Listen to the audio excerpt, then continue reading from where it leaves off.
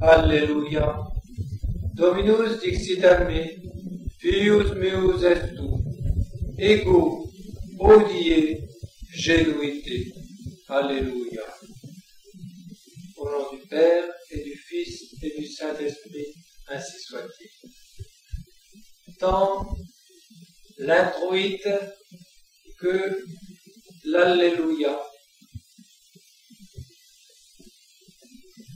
Mais sur les lèvres des chantres, ces paroles du chantre par excellence qu'a été le saint roi prophète David dans son psaume 109, le Seigneur, ces paroles si touchantes, le Seigneur m'a dit, vous êtes mon fils, moi aujourd'hui je vous ai engendré. Les saints pères et docteurs de l'Église nous disent que ces paroles concernant notre Seigneur Jésus-Christ ont eu une triple réalisation. La première, c'est celle de toute éternité. Le jour, c'est le jour de l'éternité. Et le Père de toute éternité a dit à son Verbe, à son Fils, moi, aujourd'hui, vous êtes mon Fils, aujourd'hui, je vous ai engendré. La deuxième réalisation de cette prophétie et de cette sublime parole est celle de la nuit de Noël.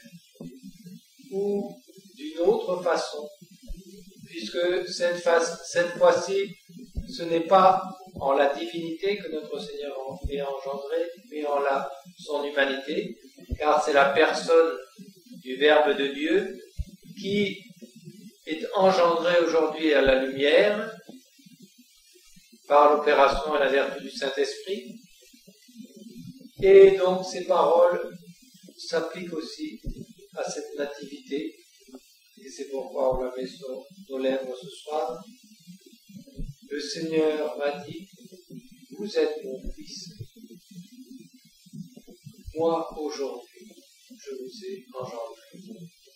Et la troisième réalisation concernant notre Seigneur Jésus-Christ est celle du moment de la résurrection.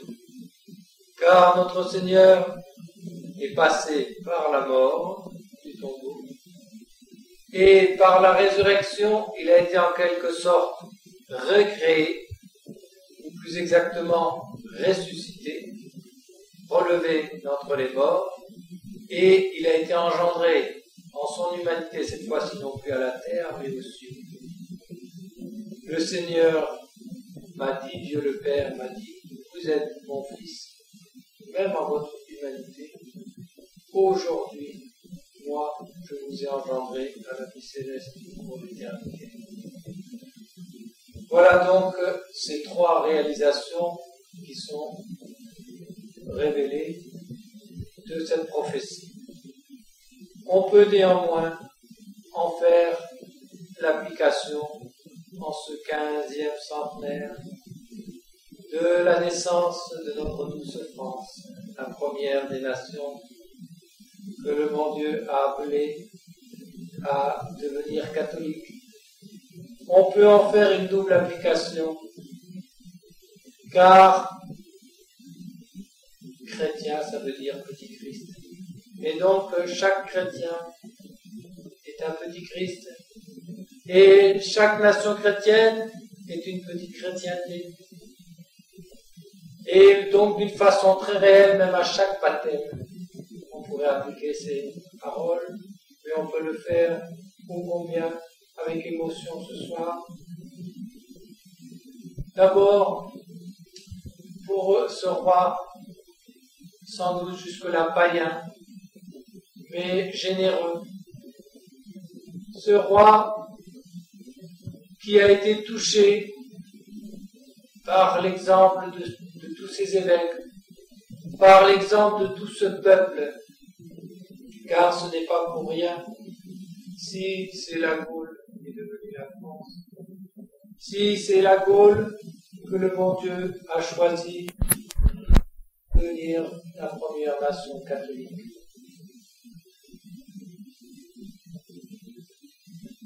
D'une certaine manière, le premier État qui est devenu catholique, c'est l'Empire romain lui-même.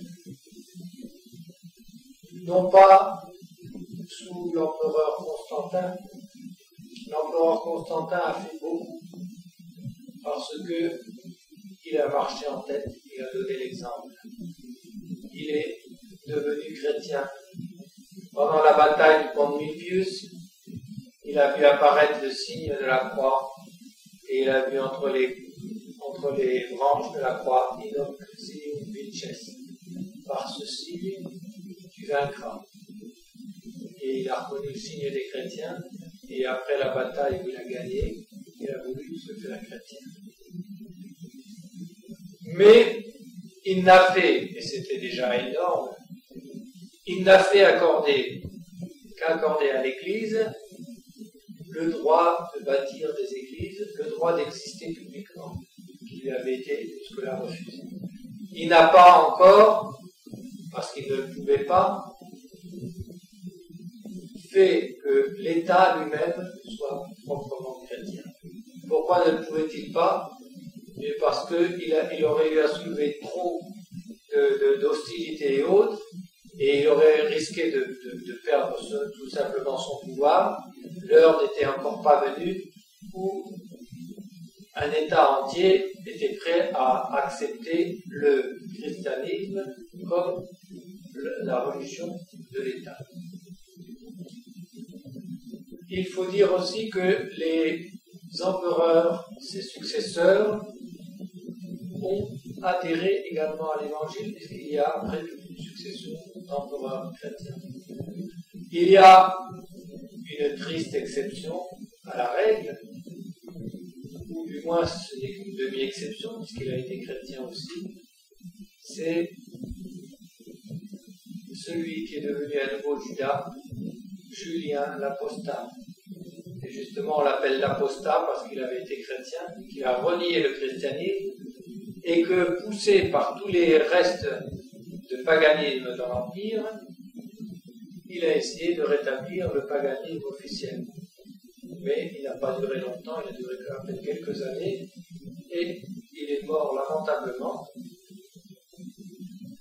Et voyez, encore à cette époque, bien que le christianisme, grâce à l'exemple surtout du grand Constantin, qui a bâti toutes les premières basiliques romaines, la basilique de Saint-Jean du Latran, qui est la mère et maîtresse de toutes les églises, elle a été bâtie dans le palais même de Constantin, parce que Constantin a dédié son palais pour en faire une église. Vous pouvez difficilement faire mieux en tant qu'empereur. C'est lui aussi qui a construit l'église du Vatican, la première, sur le tombeau de Saint-Pierre et Saint-Paul, de Saint-Pierre. C'est lui aussi qui a bâti la première basilique sur la voie d'Ostie, sur le tombeau de Saint-Paul. Et il en a bâti encore l'une ou l'autre, qui ont été consacrées par le pape Saint-Sylvestre. Et la première, il l'avait dédiée parce que c'est là qu'il avait été baptisé dans son propre palais.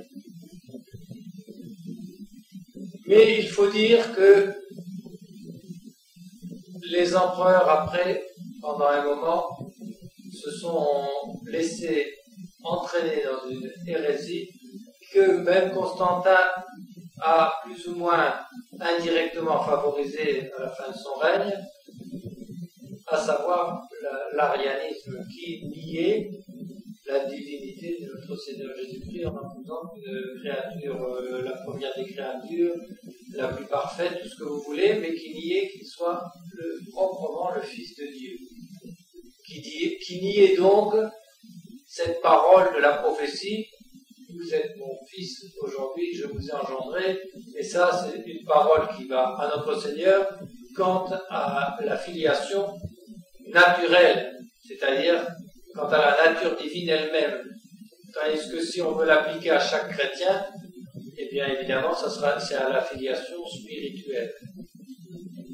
Et la plupart des nations barbares qui combattaient pour rentrer dans l'Empire, mais qui étaient très influencées par toute l'organisation romaine, ont également adhéré au christianisme, mais à un christianisme mutilé, puisqu'ils ont adhéré à cette hérésie arienne.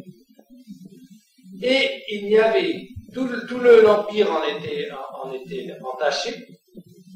Il y avait des îlots catholiques partout, des résistances catholiques. À Milan, pendant un moment, ce sont les Ariens avec la foi Auxence qui ont eu le dessus. Mais après, les catholiques ont repris le dessus avec saint Ambroise. Et déjà, il s'était battu parce qu'il ne voulait pas d'un autre évêque arien après Auxence. Et puis, partout, il y avait des luttes pour le catholicisme. Mais, nous dit saint Jérôme, il n'y a qu'un seul pays qui s'est gardé entièrement pur de l'arianisme, à savoir la Gaule. La Gaule qui avait été défendue par le grand Saint-Hilaire.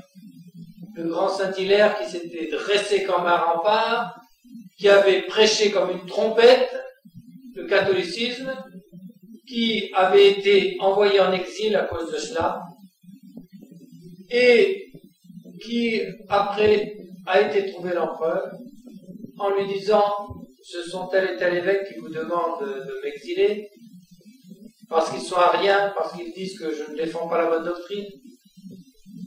Veuillez nous permettre de faire un débat public. » Et dès qu'ils ont su que Saint-Hilaire avait fait cette demande, Saint-Hilaire qui venait de faire ses 3 livres pour la Sainte Trinité, et qu'il savait beaucoup plus érudit qu'eux, alors effrayés, ils ont dit à l'empereur, écoutez, vous devriez lui rendre son évêché. Et il est rentré effectivement en Gaule, et il a maintenu dans toute la Gaule la pureté de la foi de Nicée, la pureté de la confession de Jésus-Christ. Et vous savez que c'est cette confession de la divinité de Jésus-Christ qui a valu au premier qui l'a fait, à savoir Saint-Pierre, d'être devenu le chef de toute l'Église. Alors il n'est pas étonnant que le peuple entier de la Gaule, qui a été le premier à être si unanime à confesser la divinité de Jésus-Christ, il n'est pas étonnant que le Seigneur en ait voulu faire son aîné. Que le Seigneur les choisit pour être la nouvelle, et c'est les papes eux-mêmes qui le disent, la nouvelle tribu de Juda. Celle qui, la première, s'est lancée devant les murailles d'eau dans la mer Rouge, en faisant confiance au Seigneur, la première qui a confessé la divinité de Jésus-Christ. Alors, elle a été en partie envahie par des barbares qui, eux, étaient ariens. D'abord les Vandales, qui se sont comportés selon le triste nom qu'ils ont laissé, en Espagne d'abord, et puis ensuite dans toute l'Afrique du Nord, où ils ont fait des quantités de martyrs. Et Hippone était assiégé par ces sauvages quand Saint-Augustin y est mort. Et donc il y a eu beaucoup de martyrs à Carthage et autres. Les Visigoths aussi ont persécuté les chrétiens. Ils n'ont pas réussi à prendre le centre de la France parce qu'il y avait encore un général romain qui la défendait. Et puis parce que partout, dans toutes les villes, les évêques s'étaient dressés, les évêques catholiques, pour organiser la résistance contre les barbares, et ils tenaient toutes les villes importantes.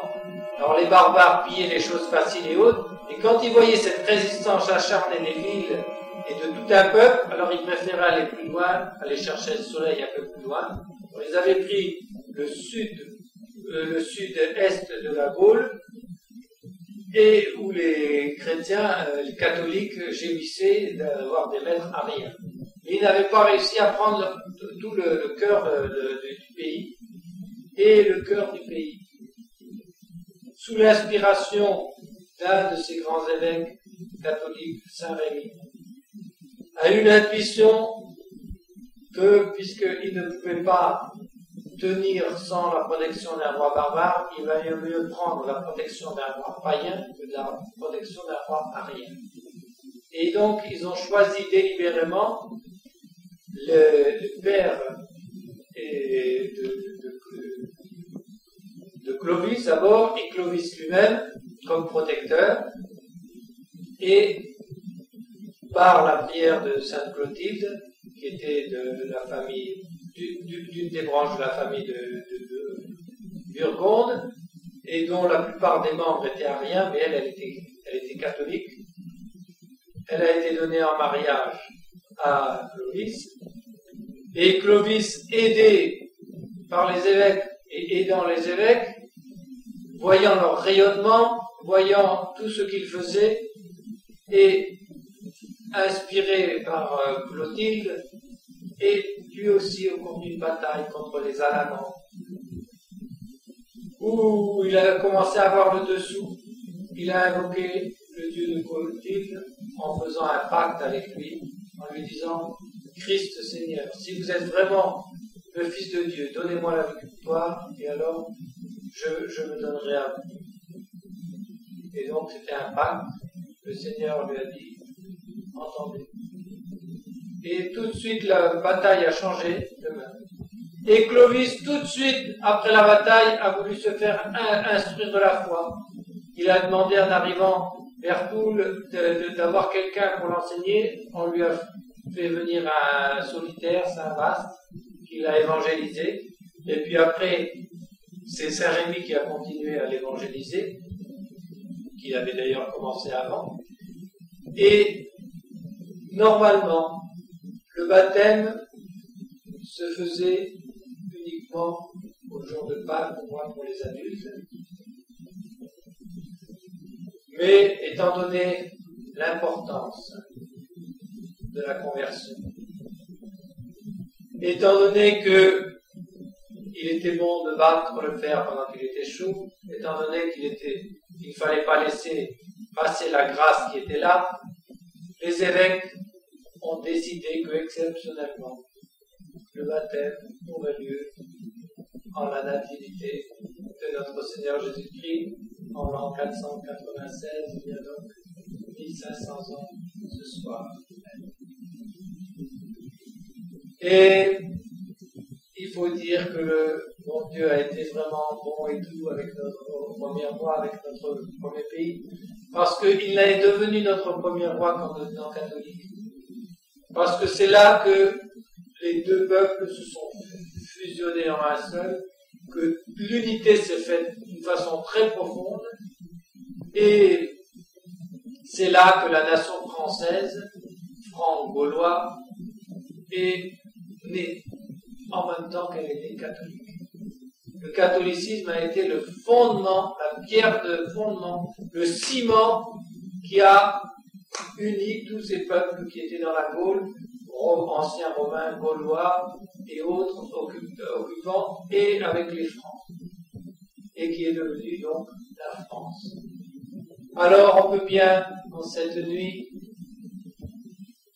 en se reportant il y a 1500 ans, appliquer à ce nouveau baptisé, sur le plan spirituel bien sûr, ces paroles. Le Seigneur m'a dit à moi, Clovis, vous êtes mon fils. Aujourd'hui, je vous ai engendré à la grâce, à la religion catholique. Et on peut aussi appliquer ces belles paroles à la nation elle-même qui vient de naître. Aujourd'hui, le Seigneur m'a dit, vous êtes ma fille, ma première fille, ma fille aînée. La fille de mon épouse, qui est la Sainte Église catholique et romaine.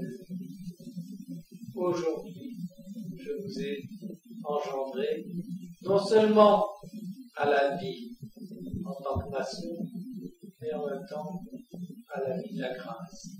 Et que c'est beau de voir un peuple qui naît au baptistère. Je crois que c'est à peu près le seul à qui c'est arrivé. Et donc c'est vraiment une grâce d'être né dans ce peuple à qui le bon Dieu après a donné la victoire partout pour justement ramener la vraie foi partout. De tous les pays opprimés, les catholiques ont appelé Clovis. Et il a pris facilement le sud-est de la Gaule parce que les catholiques l'attendaient. De tous les côtés, il a commencé, lui, à faire le travail de tout ce que ses successeurs feront après lui, c'est-à-dire de défendre notre mère, la Sainte Église catholique et romaine. Et voyez comment le bon Dieu, dans la vie de Clovis, a voulu qu'il y ait un trait qui le montre également.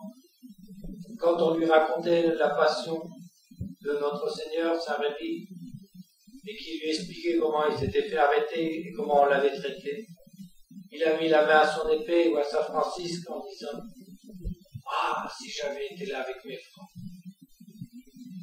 Eh bien, le bon Dieu a écouté cet élan du cœur de notre première voix et il nous a donné d'être là avec les francs pour défendre le corps de notre Seigneur, à savoir la Sainte Église catholique. Ce sont les francs qui ont été dans les croisades. Ce sont les francs qui ont arrêté l'islam. Ce sont les francs qui ont aidé, les papes contre les Lombards, contre les barbares qui ravageaient l'Italie. Et puis ce sont les Francs qui sont allés, les premiers et en plus grand nombre, soutenir justement la papauté au moment où on commençait à la voir sombrer par l'attaque de toutes les armées diaboliques de la Révolution, au moment de Cassel, Filardo et Matala avec les oies pontificaux. Eh bien, quand cette nuit de Noël, où nous avons un si solennel anniversaire à célébrer, malgré toutes les trahisons, malgré tout ce qui reste, qu'il reste au moins une petite élite qui garde dans son cœur cet esprit français. Car voyez, l'esprit français et l'esprit catholique sont tellement unis que quand on commence à enlever l'esprit catholique, on commence à enlever l'esprit français. Et c'est tellement, ça en arrive maintenant, au bout de 200 ans, à un tel point que la nation risque de ne plus exister. Puisqu'on veut en faire une simple province dans un espèce de magma de nation qu'on a baptisé l'Europe, alors que l'Europe catholique a existé au Moyen-Âge, tout le monde y parlait latin, on était allemand, on s'appelait Albert le Grand, on enseignait à Paris à des Italiens qui étaient des futurs docteurs comme Saint Thomas d'Aquin ou Saint Bonaventure. On était espagnol comme Saint Ignace de Loyola et on venait fonder la Compagnie de Jésus à Paris, ou bien on était français et on n'était pas à Rome, ou bien on passait d'un pays à l'autre, c'était la chrétienté. C'était l'Europe, elle a déjà existé, l'Europe chrétienne, ce qui n'empêchait pas que telle nation était telle nation et autre. Mais l'Europe a déjà existé, elle avait déjà existé aussi d'une façon très brillante sous Charlemagne. Et donc, toutes ces choses contre nature que l'on est en train de faire actuellement, eh bien, c'est voué à la catastrophe. En tout cas, en attendant, on est en train de perdre notre esprit et notre âme en perdant notre foi. Quelle terrible leçon par le châtiment. De même que